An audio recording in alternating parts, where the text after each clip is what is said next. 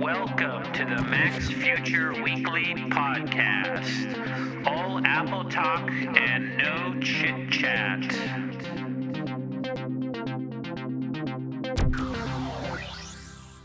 Okay, welcome to the Apple Podcast. This is episode 117, and today is June 2nd, 2012, and this is the Apple Podcast by Lex at maxfuture.com. And so we have a lot of Apple news, and before we get to it, just want to remind you, you can help out this podcast by giving it positive feedback in the iTunes store, or go to Blip TV and see the video version, or on YouTube and see the video version, or go to maxfuture.com and check out the podcast there too. So thanks for listening, and let's get to Apple news.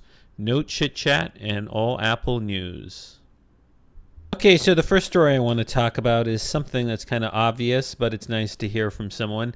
And it's a Forbes story basically saying that a securities analyst who analyzes Apple says Apple TV not if but when. So Forbes writes, Eric Savatz, a staff writer there, writes, the biggest believer in the Apple TV story continues to believe, and apparently Piper Jaffray analyst Gene Munster writes that the evidence that Apple is working on a television continues to mount, and he cites the following factors. He says, checks with supply chain this week and over the past 2 years, Tim Cook's interview at D's All Things Digital Conference, and hints in Walter Isaacson's biography of Steve Jobs and various third-party reports.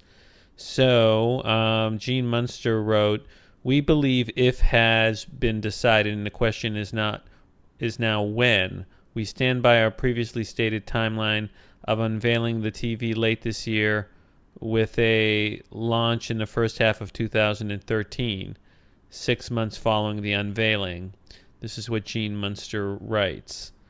So he thinks that some of the key components of the Apple TV will be the following. He expects the TV to include Siri, as well as compatibility with third-party devices, as well as integration with content guides that, quote, offering consumers improved control which should lead to greater value from their monthly cable subscribers, end quote.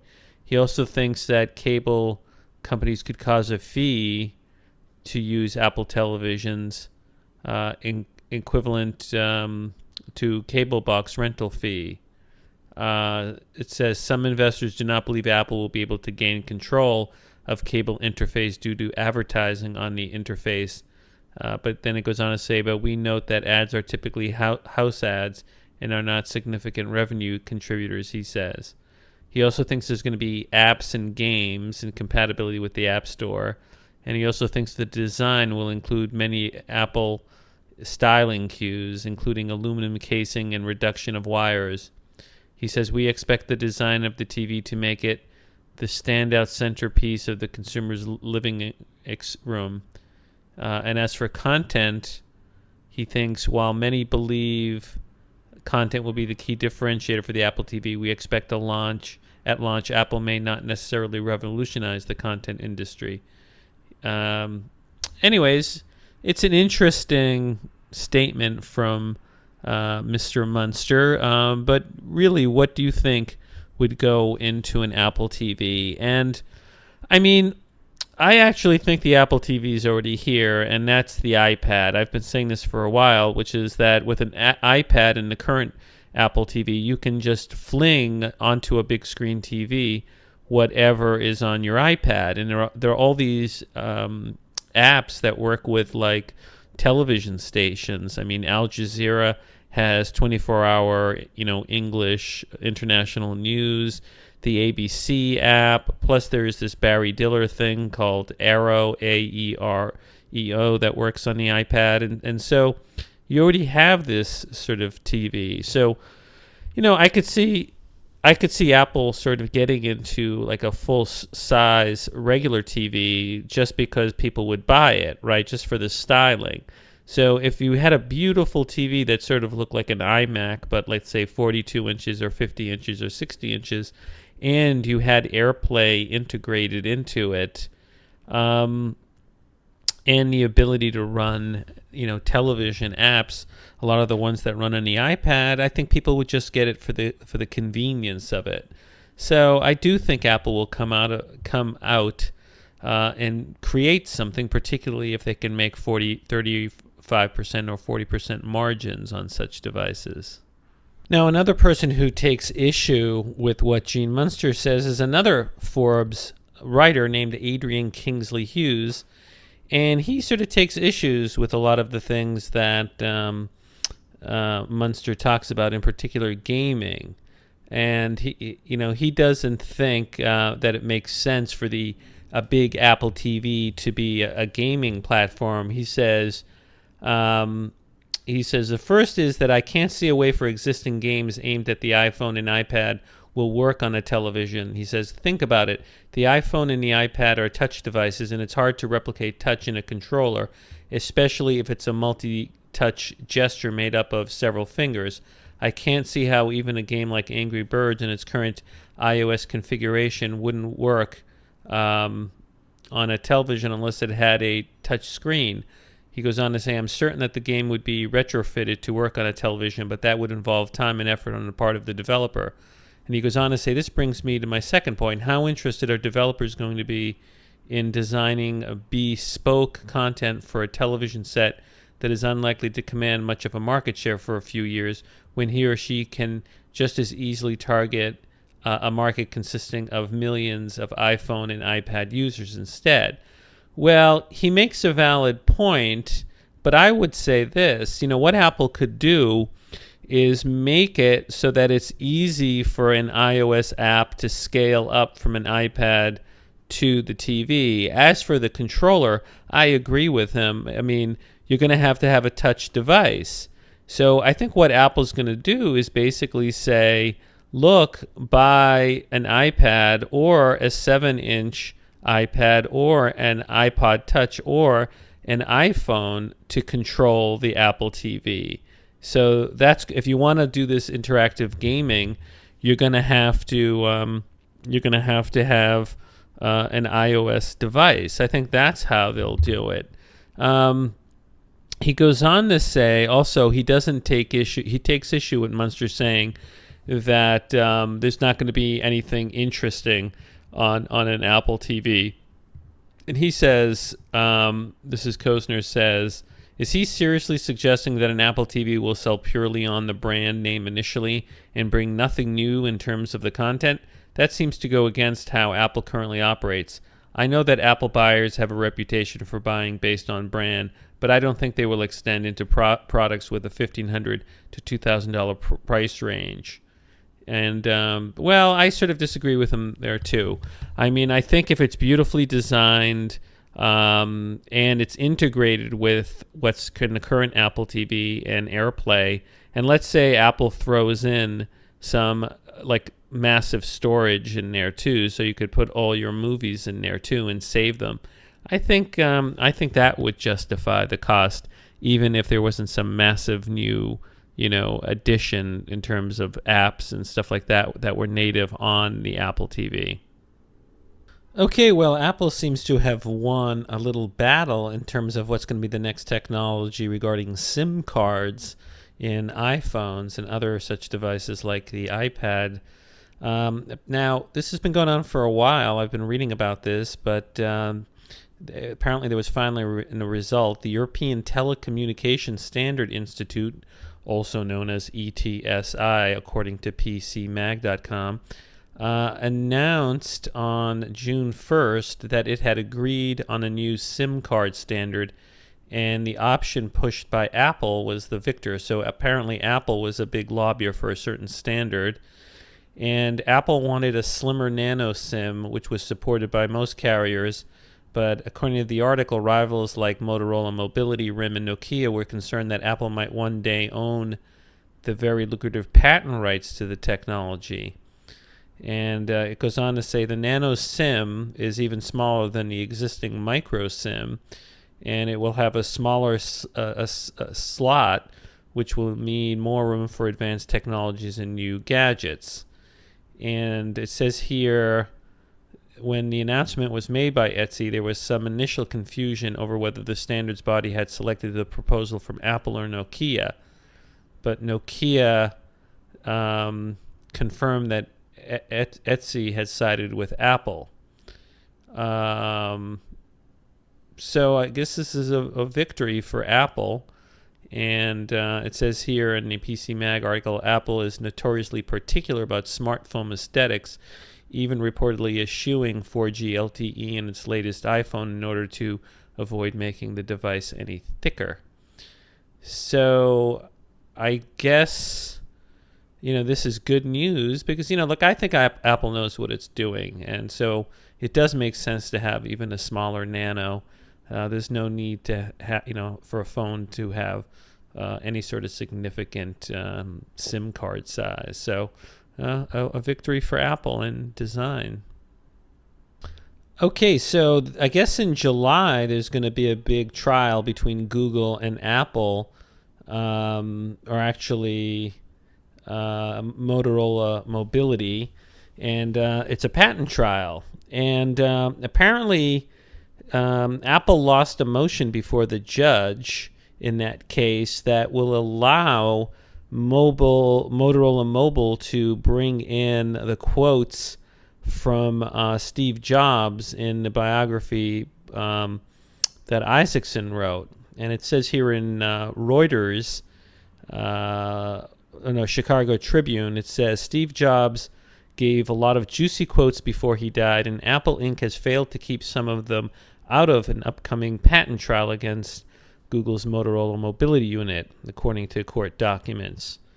And it basically says they're going to allow, I guess, these quotes to come in, where Steve Jobs said, "Our lawsuit is saying, Google, you fucking ripped off the iPhone, wholesale ripped us off," Jobs told Isaacson, quote, "grand theft," end quote.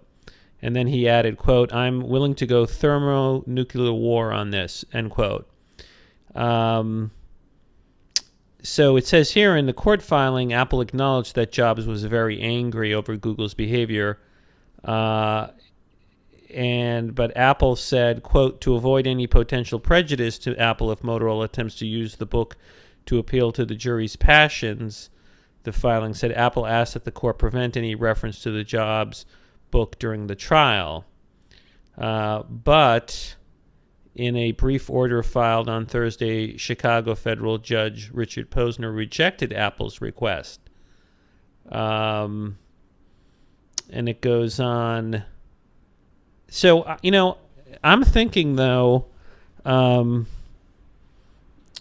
there was a separate order. Judge Posner forbid Apple from arguing that jurors should be predisposed to favor Apple over Motorola if they like Apple products or admire Jobs.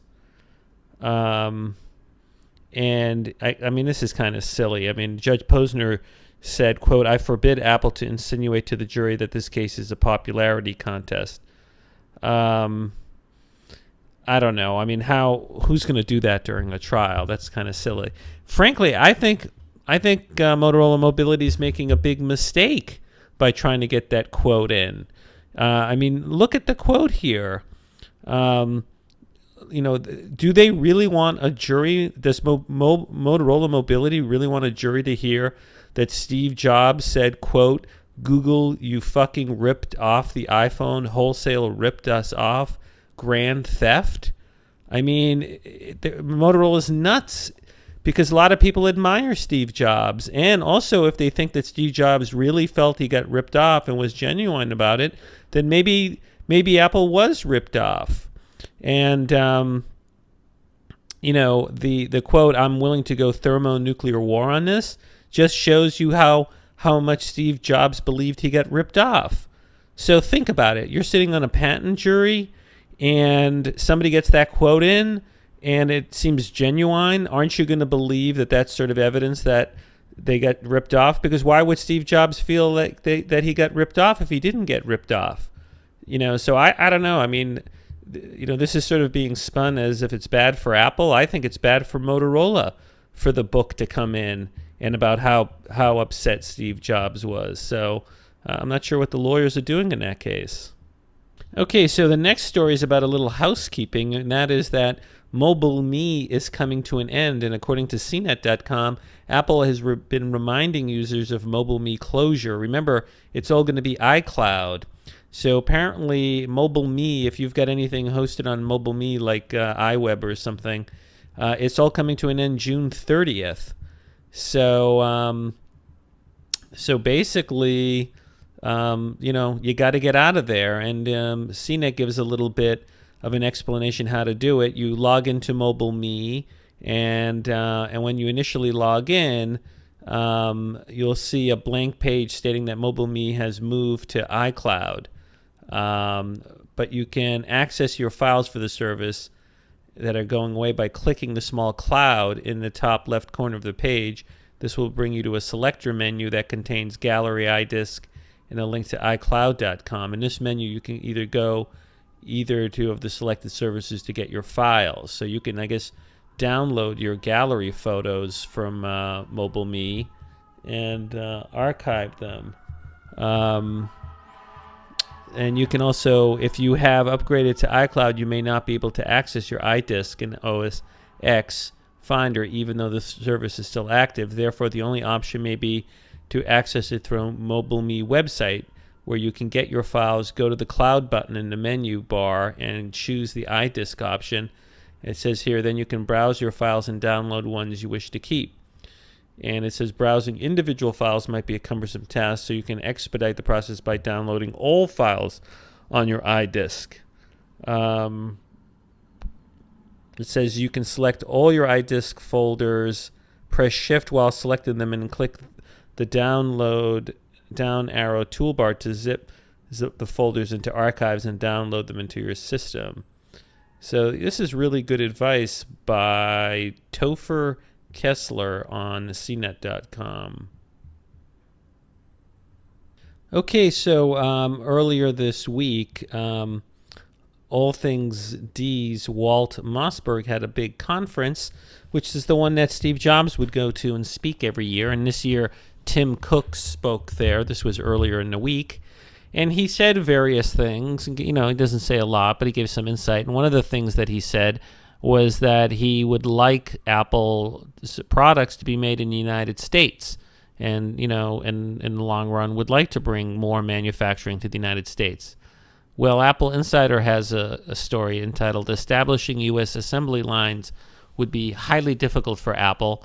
And it says, quote, "An unnamed sources in Apple's upstream supply chain indicated to DigiTimes that moving production lines of Apple products to the United States would be a highly difficult task for the company in the near future. Almost all of Apple's products are currently assembled in Asia before they are shipped to the rest of the world." It goes on to say, even if Apple did decide to conduct assembly in America, the cost to transport components would likely be too high for Apple to bear. The report says, and higher wage rates in the U.S. would also increase costs for Apple. Now, look, the source of this is DigiTimes, which is Taiwanese based, and one of the biggest companies in Taiwan, which has one of the biggest presence in China, is Foxconn, and employs like 1 million people making things like the iPhone and the iPad. So, this obviously they're not going to be trying to say that their local gigantic company is not going to be relevant to Apple. But that being said, look, I do think in the long run you're going to see manufacturing come back to the United States, because things like automation and robots are going to make it not as efficient to have labor in China assemble the iPhone and the iPad. You ever see these videos of how they assemble the iPhone? There's hundreds of people working on teeny little parts. And Apple's into elegant solutions, and at some point, the cost of robotics and automation in manufacturing is going to drop, and it'll drop to the point where I'm sure Apple will have production lines where there's a lot of automation and they'll be in the United States.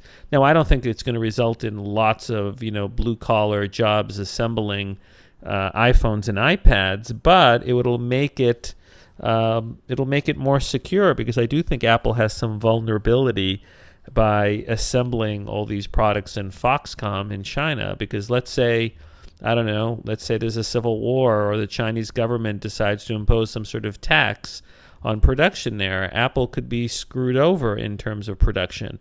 So in the long run, it is safer for Apple to figure out a way how to assemble these devices in the United States. Now, WWDC is going to start June 11th. That's the Worldwide Developers Conference in San Francisco, and Apple is probably going to unveil all sorts of new things relating to the next operating system for the iPhone and the iPad and the iPod Touch, and that would be iOS 6. And so there's a lot of speculation and possible leaks as to what will be in iOS 6. And according to 9to5Mac, as reported by CNET.com, Apple is apparently going to give a facelift to the digital storefronts of iTunes Store, the App Store, and iBookstore. It says here, Apple's trio of digital storefronts are getting a visual overhaul soon, according to this new rumor from 9to5Mac. The report says that they will bring more interactivity, and it's unclear what that means. And the report adds that the change will also add more social features to store pages.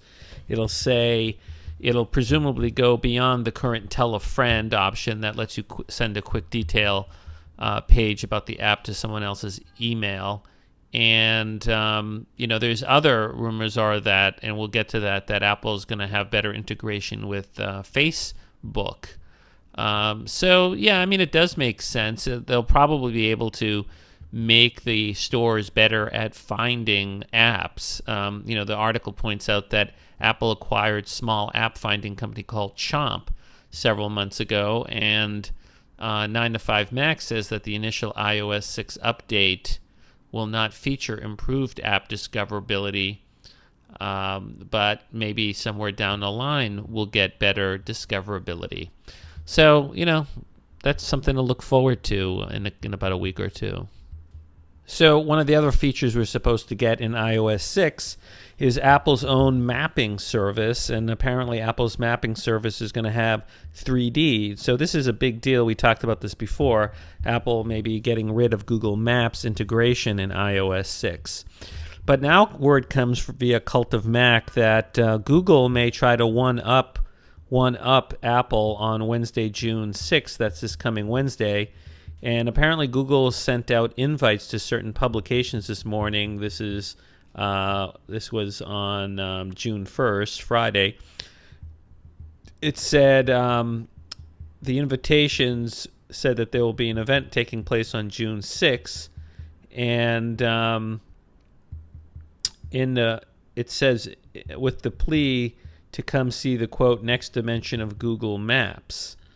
So there's going to be a sneak peek by Google on June 6th regarding Google Maps. So look, they're in an arms race, and Cult of Mac points out it's by no means a coincidence that Google has suddenly scheduled a Maps event less than a week before Apple will divorce itself from Google Maps altogether. And it says that the general consensus is that Apple will debut its own Maps application for iOS at WWDC, and the app's backend will be made entirely of Apple's own secret sauce. It says the magic will be made with the help of 3 mapping companies Apple has gobbled up over the last few years: PlaySpace, Poly9, and C3. So this is quite exciting, this sort of arms race between Google and Apple. And it's going to be interesting to see if Apple can really one-up whatever Google is going to be doing on June 6th. So the coming 2 weeks are going to be pretty interesting. Okay, so the next story has me pretty excited, and that is that it comes from GigaOm.com on June 1st by Kevin Fitchard. And he basically says, is Apple testing the waters for an unsubsidized iPhone push? And basically it came out recently that the iPhone is going to be sold on something called Cricket Wireless. And so GigaOm, now Cricket Wireless is a regional or a small cell phone company that sells prepaid iPhones. And so what GigaOm is speculating is that maybe Apple is experimenting with smaller prepaid cell phone services in the United States to see if buyers are willing to buy an iPhone that isn't heavily subsidized so that they can go for a cheaper prepaid cell phone service.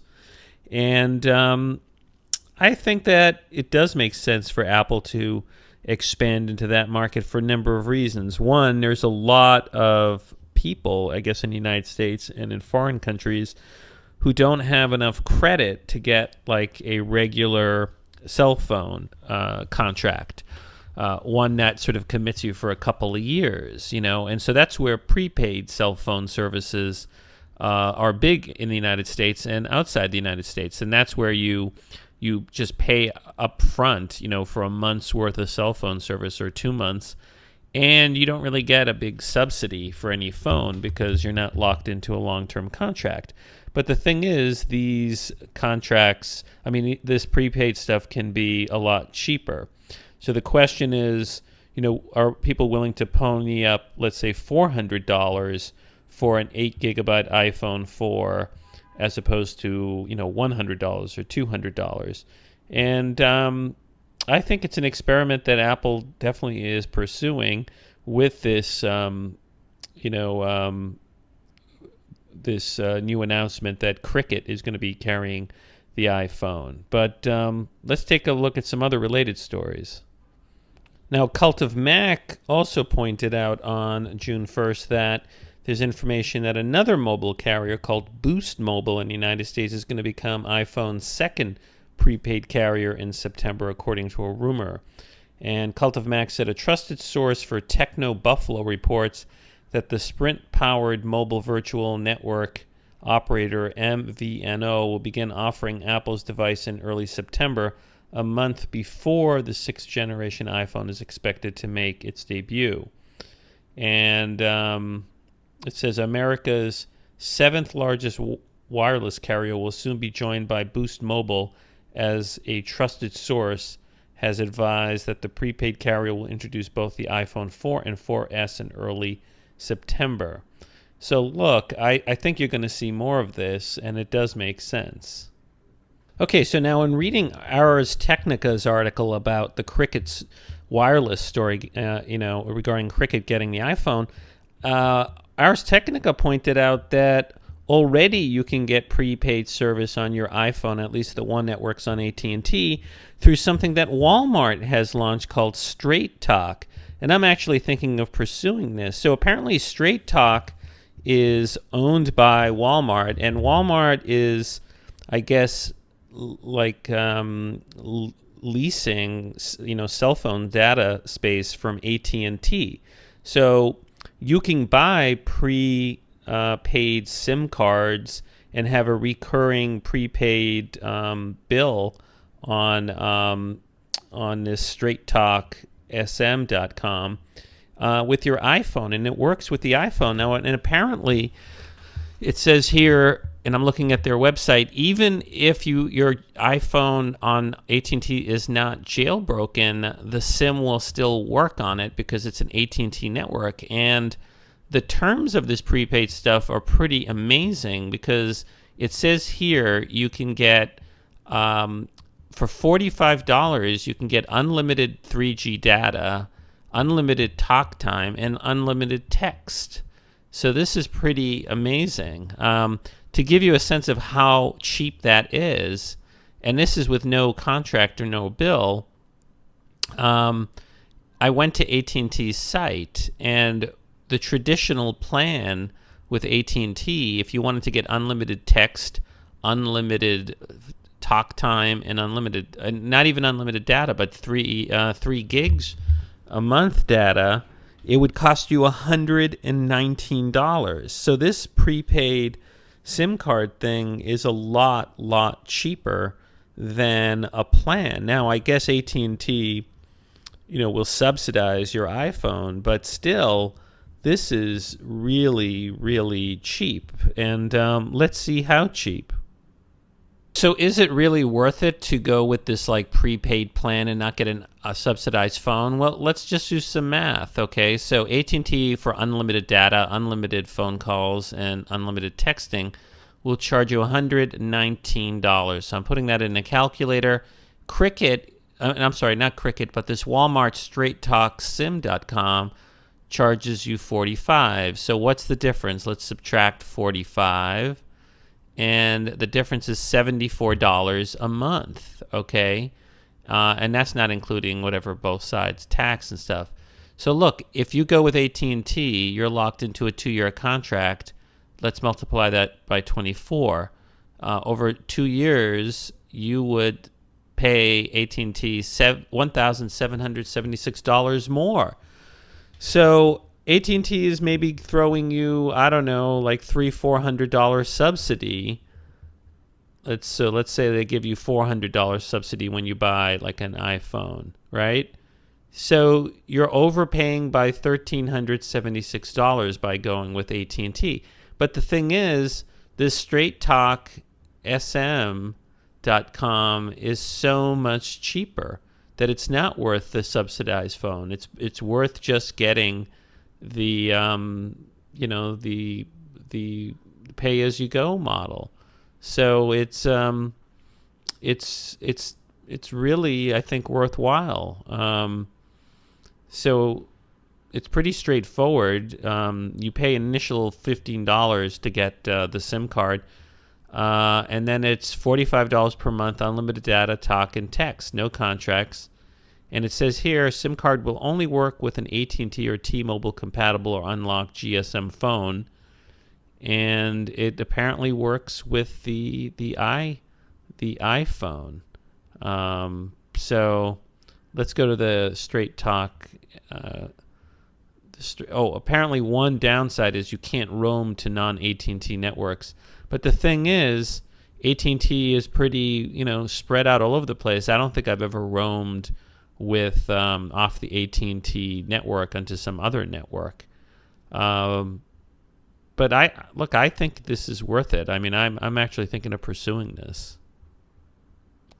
Okay, so one of the big rumors as we get closer to WWDC and also in the fall is what's the next generation iPhone going to look like? And MacRumors.com on May 31st had a story based on something a Japanese blog, Mako Takara, had posted, and they claim to have gotten their hands on the front panel parts of the next iPhone. And apparently it's going to be taller by, like a little bit. And they were able to sort of show how much taller by comparing it to the front of a current iPhone 4S. And so it does look a little longer. It says it's roughly in line with the design schematic leaked earlier by Makatora, and it measures the display at 4.07 inches diagonally, allowing a 4-inch display as has been rumored. So apparently they're saying that the next iPhone will be as the same width, but a little longer. It looks like, I don't know, less than an inch longer. So how do you feel about that? Do you feel it's okay to have a longer iPhone? I mean, in one hand, it might be not so great because, let's say you just use the iPhone in one hand. Are you going to have to stretch your thumb all the way to the top? On the other hand, it makes sense for it not to be wider, because if it's wider, it's going to be harder to hold just in one hand. So we'll have to see if this is just a crazy rumor or if in fact the next iPhone is going to be longer than the 4-inch diagonal. Now the next story sort of is warm to my heart, and that is that AT&T, according to ArsTechnica, its chief executive has basically articulated something that I've been saying should happen for a long time. And the article is entitled "No More Cell Phone Minutes? AT&T expects data-only plans in 2 years." This is written by John Brodkin on June 1st. And he writes, AT&T's chief executive expects the industry to offer data-only cell phone plans within 2 years, potentially replacing cell phone minutes and text message counts with a single counter logging megabytes and gigabytes. And this comes from Randall Stevenson. He made these remarks Friday at a conference hosted by the firm Bernstein Global Wealth Management. He said, quote, "In such a scenario, phone calls would be considered just another form of data." And I mean, this totally makes sense because I've been saying for like a long time, an iPad with a data plan is essentially a phone, right? Because you can make, Skype phone calls with it, and there are apps that allow you to receive phone calls.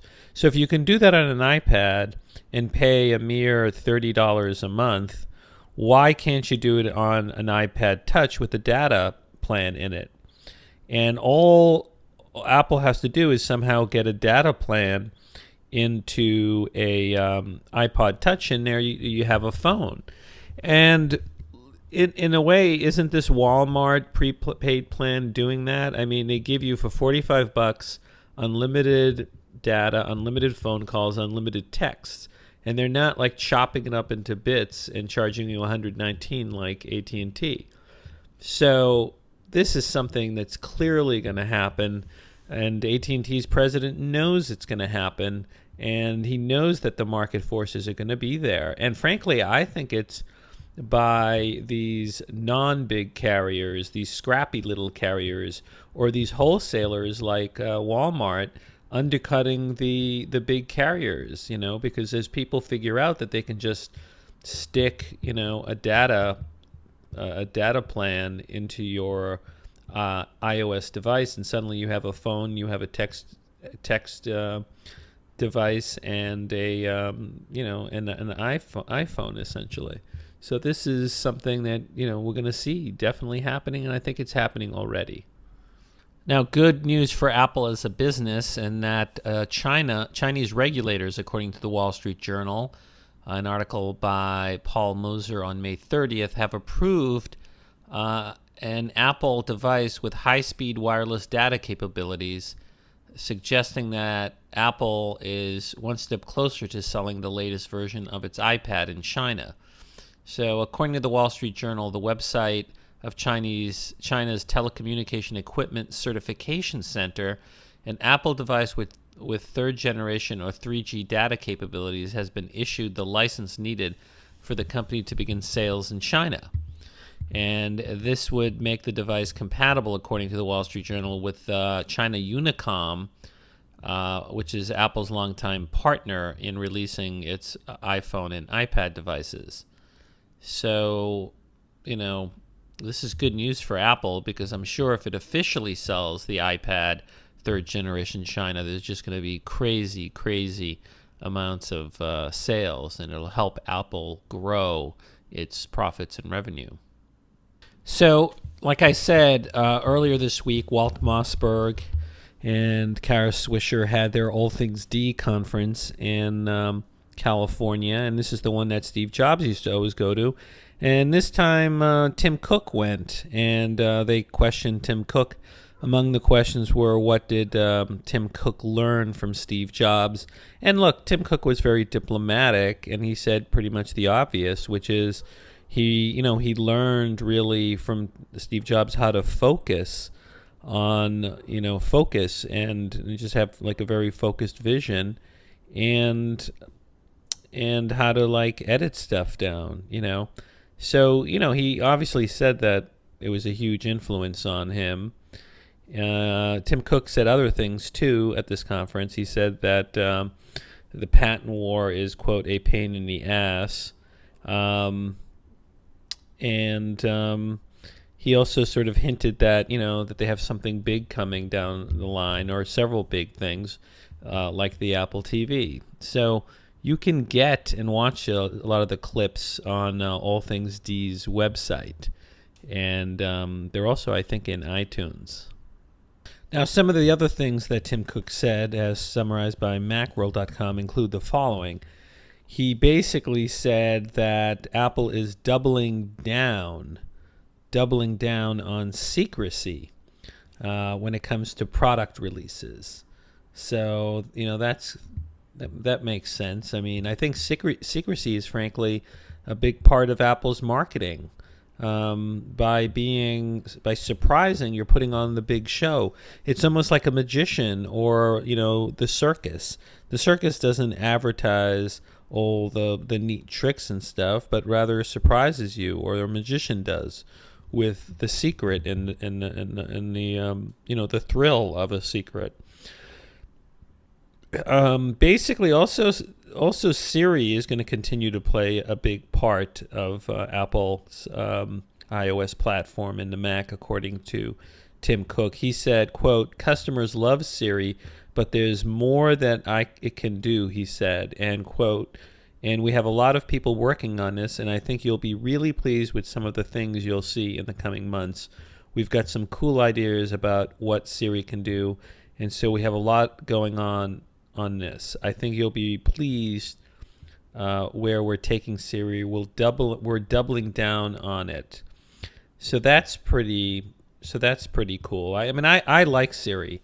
I mean, the one frustrating thing with Siri is that when you have poor connection to the internet, it doesn't work. But that's the same with iCloud. iCloud doesn't work well if you're not, you don't have a good connection to the internet. So, but the connections to the internet are only going to get better, hopefully, as the infrastructure is built up. Basically, Tim Cook also gave some numbers regarding the current Apple TV. Cook said that Apple sold some 2.8 million Apple TVs in all of 2011 and 2.7 million in the first 6 months of the 2012 fiscal year. And he says that customer satisfaction with the device is, quote, off the charts, end quote. So the other thing Tim Cook said, "So we're going to keep pulling this string and see where it takes us," he said, end quote. He said, quote, "I think many people would say that this is an area in their life that they're not really pleased with, the whole TV experience. So it's an interesting area. We'll have to see what we do. Right now, our contribution is Apple TV," end quote. And it goes on to say, when pressed by the hosts about the rumor that Apple's building a TV set, Cook tried to give an explanation about how Apple decides whether or not to enter any product category. And Tim Cook said, quote, we'd look and ask, can we control the key technology? Can we make a significant contribution far beyond what others have done in this area? Can we make a product that we all want? This is sort of how we think. It says later, when asked by Joshua Topolsky of The Verge about Apple's interest in competing with gaming consoles, Cook indicated that Apple was focused on mobile gaming on iOS devices while leaving a hint that the company might invade the TV screen as well. He said, quote, "You have more people playing games on portable devices than on the big screen TV now," Cook said, quote, "Where we might go in the future, we'll see. I'm not interested in being in the console business, but if you view gaming more broadly than that, then I feel we are a pretty big player today, and the things we do in the future will only make that bigger." It goes on to say, when Topolsky asked if Apple was interested specifically in games that could appear on a TV set, Cook replied, quote, "I think it could be interesting," end quote. So he also talked about social networking, and he said regarding the Facebook situation, he says, quote, "I think the Apple-Facebook relationship is very solid." He said, quote, "We have great respect for them. I think we can do more with them, and so just stay tuned on this one. We want to provide customers simple, elegant ways to do things they want to, and Facebook has hundreds of millions of customers. Anyone with an iPhone or iPad wants to have the best experience with Facebook on any device, so stay tuned." And then he goes on to say,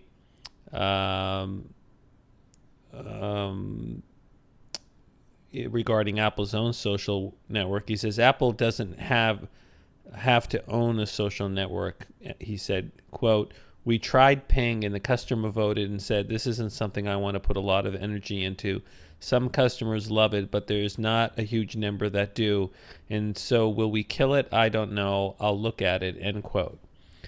So that's a good question. I mean, what is Apple going to do with Ping? Is Apple going to kill Ping? And, how do we feel about having Facebook so integrated or possibly integrated in iOS 6?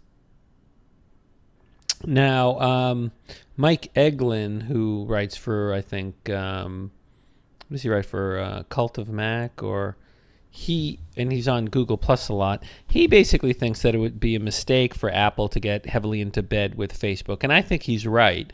I mean, Facebook is, talking about creating its own phone, which would compete with the iPhone. Facebook has a big investment by Microsoft and uses Bing. And Facebook hasn't always played nicely with Apple. And so should Apple integrate Facebook to the extent it does with Twitter, where, Twitter is in the settings? And I agree with Mike. I think Apple should be wary. On the other hand, there are a lot of people who use Facebook and use the iPhone, and better solidification between Facebook and iPhone would make it a more attractive product than any Android device for Facebook users. So, Apple, sometimes your enemy's enemy is your friend. And Facebook is clearly enemies with Google. And so maybe Apple has decided strategically it's better to be, friends and partners with Facebook and Microsoft, and that Google is the real threat to Apple, particularly with, all the Android devices. So it'll be interesting to see what kind of integration Apple puts into iOS 6 with Facebook.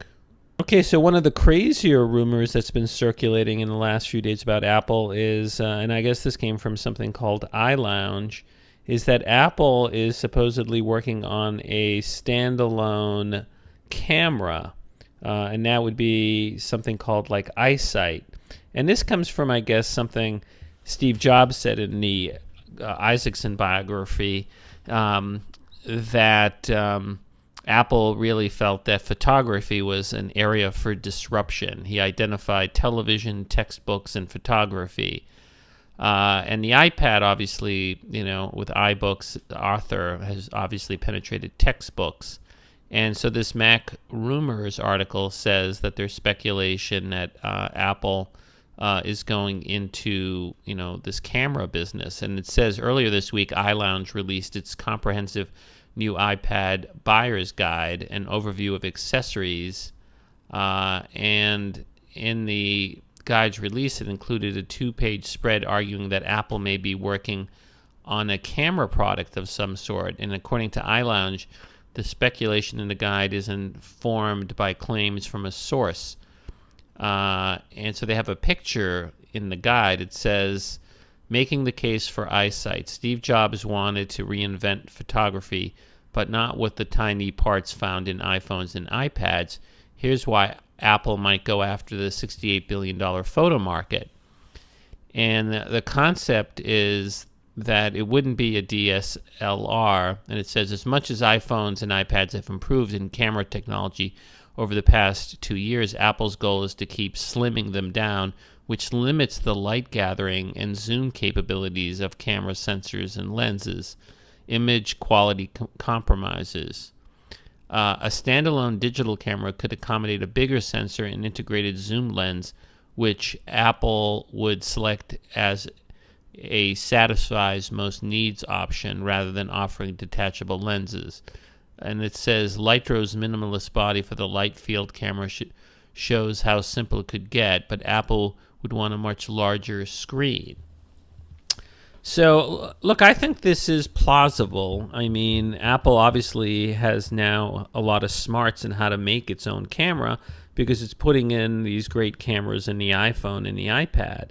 And remember, Apple did have its own. Apple, I think, had the first digital camera. I mean, I remember I had, the Quick Take 140 or something like that, that shot small megapixel, pictures back in the late 90s. And I think if Apple came out with a standalone, radically redesigned camera that had powerful software in it, it could transform and take a big chunk of the camera business, because I do think there are still people who buy a camera in addition to the iPhone and the iPad. And if Apple can come out with a much bigger sensor, like something to rival the multi-$1,000 DSLRs, and put some great software to run the camera and sell it for like $300-$400, I think people would buy it up. So it's an interesting speculation by iLounge, and I think it's something that could come to pass. Well, another rumor that's been going around is that Apple, in redesigning the iPhone, is going to change the 30-pin dock connector. And ArsTechnica has an article by Chris Foreman on May 31st that says Apple may be hiring engineers to redesign 30-pin dock connector. It says Apple is currently looking for new connector design engineers to work at its Cupertino headquarters. And it says the job posting lends credence to recent rumors that the next iPhone may include a revised, smaller connector to replace the ubiquitous 30-pin dock connector, which first made its debut with the third generation iPod in 2003. And it points out there were recent leaked parts suggest that the next generation iPhone will include a much smaller connector standard. I'm sort of ambivalent to this, because I do think it would be more elegant not to have this gigantic dock connector. Frankly, I always get worried that like little pieces of paper or dust or whatever gets into that dock connector area of the iPhone, and it is kind of unelegant. On the other hand, there's a huge ecosystem around this dock connector, and that would be heavily disrupted. For example, I recently bought this IM2 Tascam mic that fits into the iPhone and to the iPad, and if that fits perfectly into the dock connector, and if Apple redesigns it, a lot of accessories, including the camera kit and other kits that connect to the iPhone and iPad, they're going to become obsolete. On the other hand, it is progress to redesign things like ports, and so in the furtherance of progress, I guess I would be for it, but it will be kind of disruptive. Okay, so if you're a developer, another deadline has come, and that is Apple's sandboxing deadline has arrived for the Mac app developers, and that's as of June 1st. And Cult of Mac points out that means Apple's deadline for the developers who are making Mac apps, that they had till then to make sure that if they want their apps submitted to the Mac App Store, that they have to meet sandboxing requirements. Now, what are sandboxing requirements? Sandboxing requirements refers to the restrictions, according to Cult of Mac, that keep an app from interacting with system-level resources and files.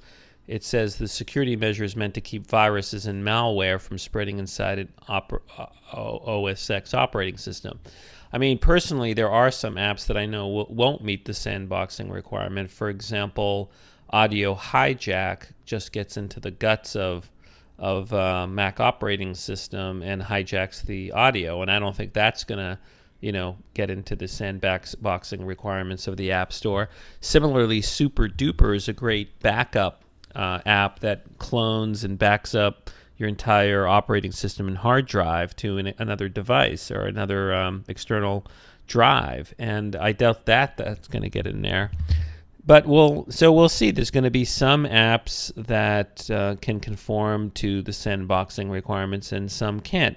But the good news is you're still going to be able to run on the Mac apps that are not sold through the App Store. There's this whole system that Apple has devised where there's going to be trusted apps. If you agree to submit your app, even if it's not in the Mac App Store, to meet Apple's trusted requirements, and then you're gonna be able to toggle in your settings, what level of restrictions do you want? Do you want to have just apps that are sold in the Mac App Store, apps that are part of the Trusted Developers Program, or any app. So this for now, there is going to be flexibility regarding what type of apps you can run on the Mac. But in the future, who knows? It might be just limited to apps that are in the Mac App Store.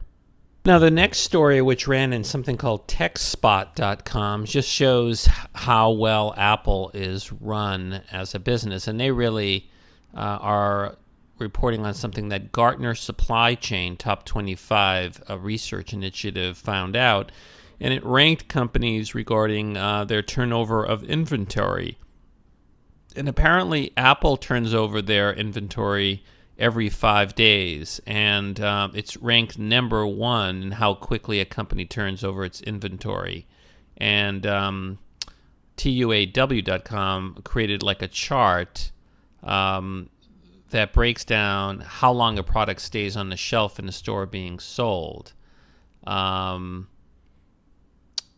here it shows that Apple is number 1, followed by Amazon, followed by McDonald's, followed by Dell, followed by Procter & Gamble, followed by Coca-Cola, Intel, Cisco, Walmart, and Unilever.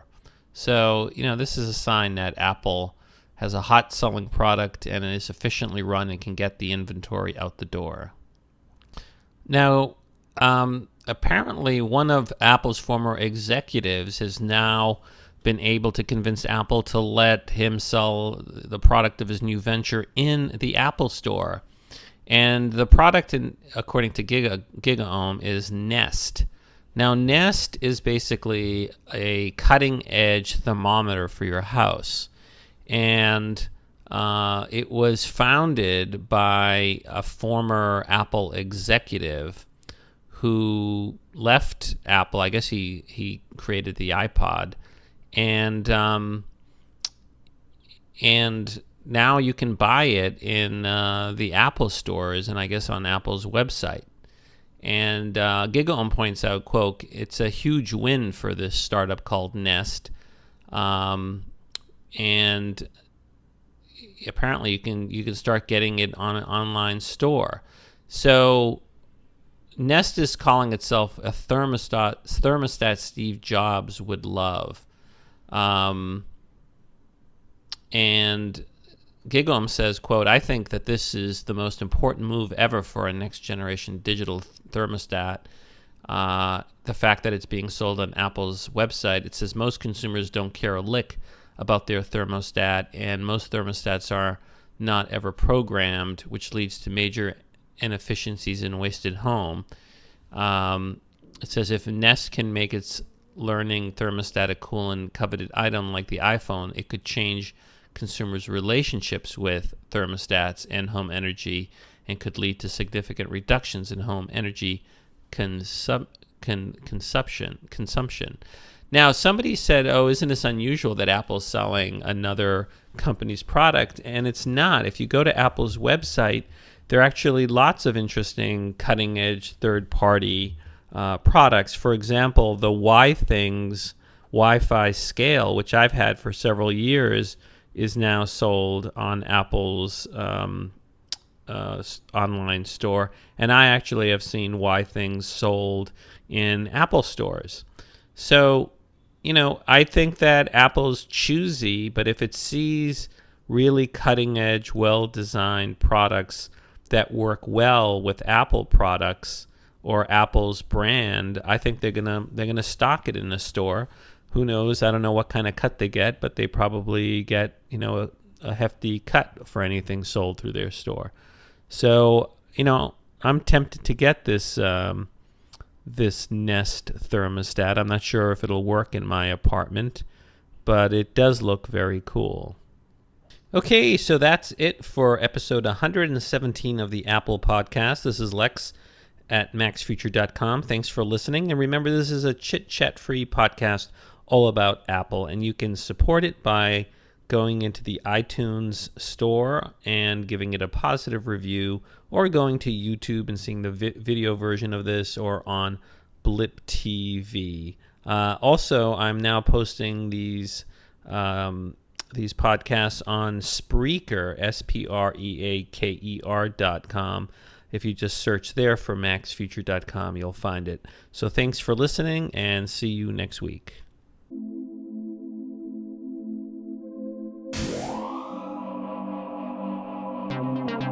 This has been a Max Future production.